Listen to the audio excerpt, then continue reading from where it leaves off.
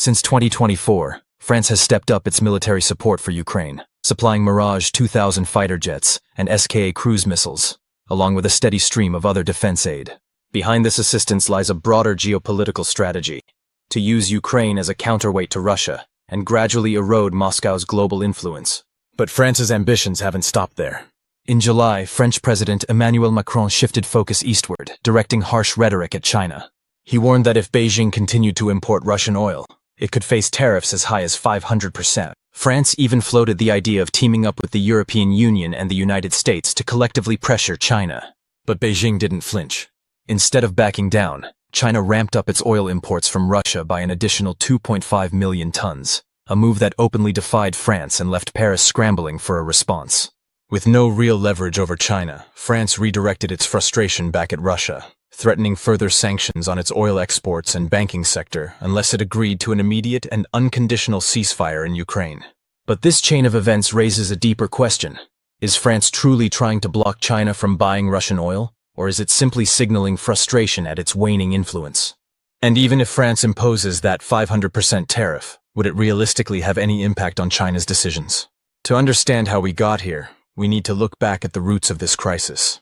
The war between Russia and Ukraine, which erupted in February 2022, has now lasted over 3 years. It has inflicted devastating losses on both sides and has sent shockwaves across the global economy. Supply chains have been severely disrupted, particularly for energy and food. Wheat prices have surged by 120% compared to pre-war levels, while the collapse of Russian neon exports has triggered a 47% spike in global semiconductor prices. These economic tremors have rippled into the lives of ordinary people around the world. The United Nations has made repeated attempts to mediate peace, but every round of talks has collapsed. The core issues, territorial sovereignty, security guarantees, sanctions relief, remain unresolved, and the involvement of Western powers has only deepened the deadlock. So how has Ukraine managed to hold out against a far larger and better equipped military power like Russia for so long? The answer lies in massive Western support. Since the start of the war, Ukraine has received escalating military and financial aid, with the United States and Europe leading the charge. In the most recent U.S. budget, Congress approved over $40 billion in assistance. The European Union has pledged an additional $4 billion in military aid for 2025, and the UK has committed £4.5 billion.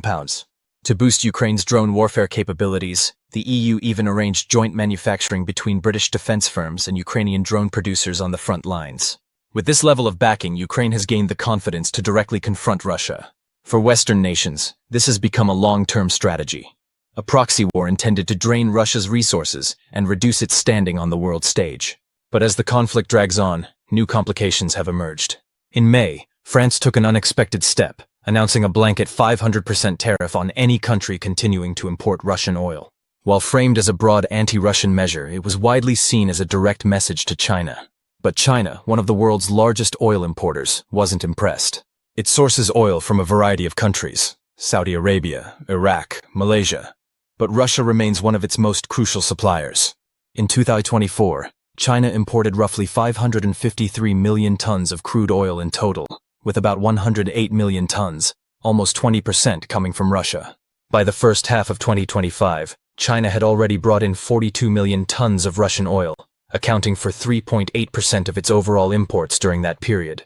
These numbers reflect not only volume, but deep strategic alignment between the two countries in energy cooperation. In an effort to curb this partnership, France tried to rally support from Washington, hoping to forge a united front against China through punitive tariffs. But the United States was skeptical, having already fought its own prolonged trade war with China, with tariffs climbing as high as 245%. U.S. officials know firsthand how ineffective such measures can be. That round of tariffs failed to achieve its political goals, and both sides eventually returned to negotiations. For Washington, France's proposal seemed more symbolic than strategic, unlikely to change China's behavior, and possibly damaging to global markets. Meanwhile, France's own record complicates its moral position. Despite its aggressive rhetoric, Paris quietly imported 19 million barrels of Russian oil last year. While denouncing others, it continued to buy from the very source it seeks to sanction. The hypocrisy is hard to ignore. Even as Macron called for a 500% tariff on Chinese imports of Russian oil, Beijing and Moscow were already finalizing a massive energy deal. Under the agreement, China will purchase an additional 2.5 million tons of Russian oil annually, roughly 7,000 more tons per day. The deal aligns perfectly with President Putin's recent declaration. We can supply as much oil as China needs. Russia has promised to meet all of China's oil demands moving forward. What's even more significant is how these transactions are being settled. The more than 100 million tons of oil exchanged between China and Russia to date have been paid for in renminbi. As a result, over 60% of all transactions on the Moscow exchange are now conducted in China's currency, a major shift away from the US dollar. This growing use of the RMB not only strengthens China's influence in global finance, but also helps Russia bypass Western financial systems and sanctions. China's continued oil purchases have provided a vital economic lifeline for Moscow, helping it resist the financial pressure imposed by the West. Western powers, particularly in Europe, have long sought to undermine Russia's economy, and sanctions on oil exports have been central to that effort.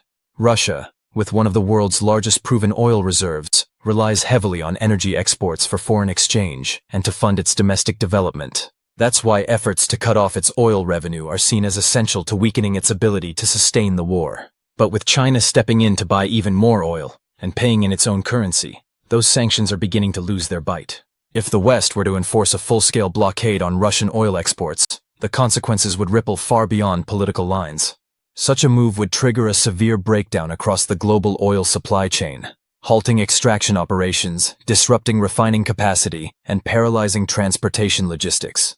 The immediate impact would be felt by countless businesses forced into insolvency, leading to widespread job losses and a sharp rise in unemployment.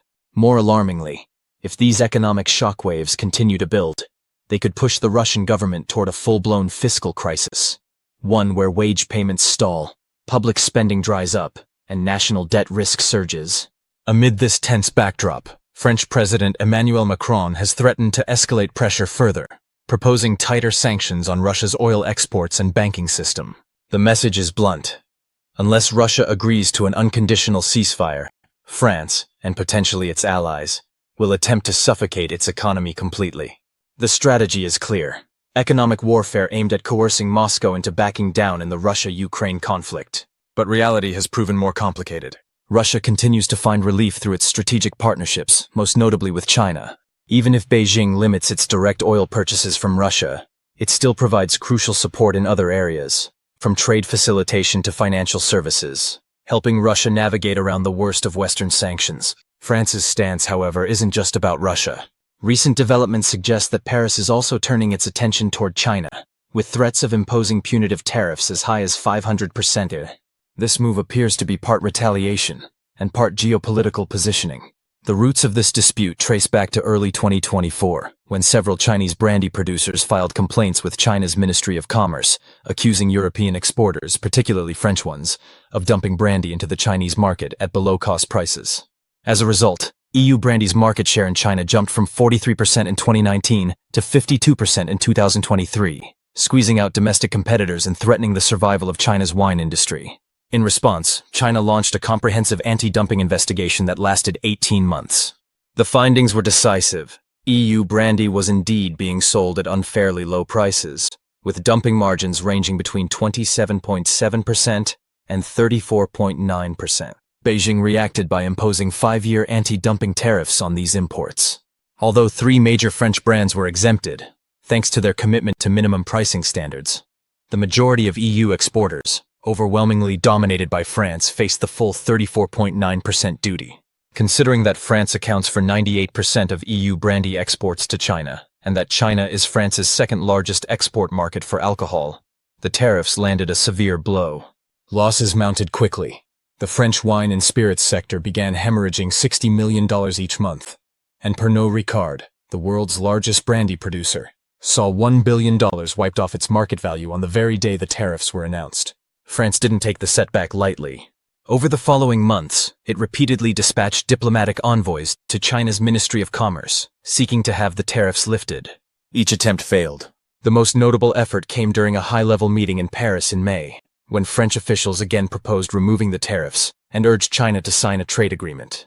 China refused, arguing that France had violated anti-dumping rules, and warned that exempting France would open the door for similar demands from other nations, undermining China's regulatory framework and exposing it to further risk. Frustrated by the impasse, France shifted gears.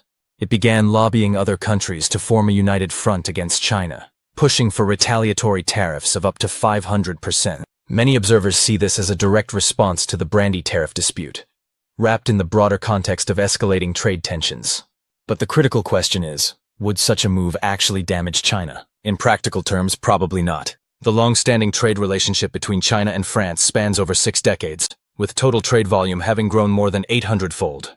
France is deeply reliant on Chinese imports across several key industries. In 2024 alone, France imported over $9 billion worth of goods from China, including $3.2 billion in pharmaceuticals and more than $4.3 billion in food additives and spices.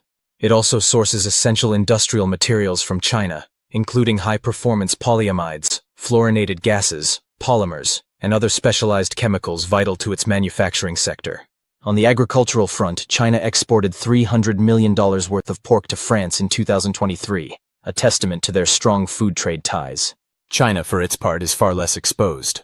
With a domestic market of 1.4 billion people, it has the scale to absorb much of its own production, even if exports to France were to decline.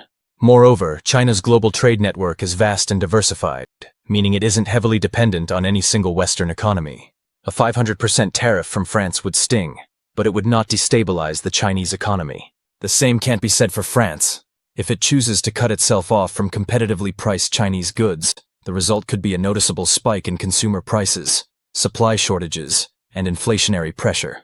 Seeking alternative suppliers from other nations may not only be more expensive but could also compromise product quality and logistical efficiency. In the end, while both nations are engaged in a high-stakes trade standoff, the reality is that France risks hurting its own economy more than China's if it pursues aggressive tariff measures. The outcome of this dispute may well depend on whether diplomacy, rather than pressure, becomes the path forward. To stay informed on this evolving situation and others like it, don't forget to subscribe and turn on notifications. We'll keep bringing you sharp, relevant, and timely insights as these global events unfold.